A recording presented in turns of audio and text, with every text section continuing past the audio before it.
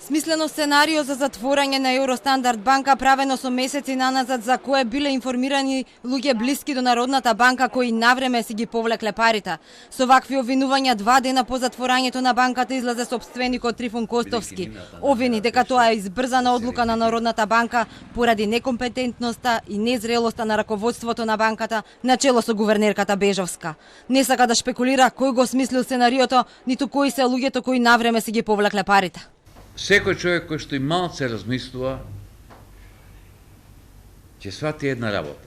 Дека оваа работа ни немалце не е наивна и дека ова е долго планиран атак врз Евростандард банка. Причините јас не можам да ги најдам, ниту можам да проникна во нив.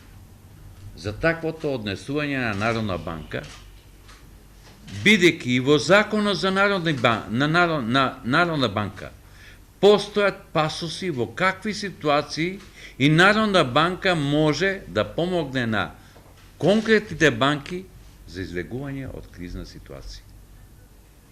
Што нашата Народна банка тоа не го стори. Најави кривични пријави за претходното раководство на банката, кое банката ја довело до ваква состојба и постапка пред арбитражен суд во која ќе ја тужи државата за стечајот.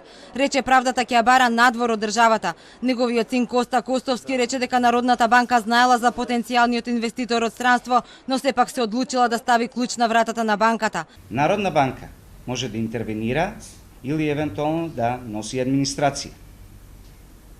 Доколку Народна банка сакаше да ја спаси Евростандард банка и земајки ги акционерите надвор, меѓутоа да ја спаси банката, можеше и тогаш да интервенира. А не вештачки евентуално да не држи и со работиви изминатиот период што се дешаваа да не кутне на земја. Трифун Костовски рече дека не сакал да ги меша политичките партии во случајот, бидејќи сметал дека преку инвеститорот ќе можел да ја извлече банката. Рече дека семејството Костовски со овој случај го загубило угледот и 60 до 70 милиони евра, но најмногу му е жал за неговите клиенти. Многу ми е жал за моите клиенти. Што изгубив, изгубив.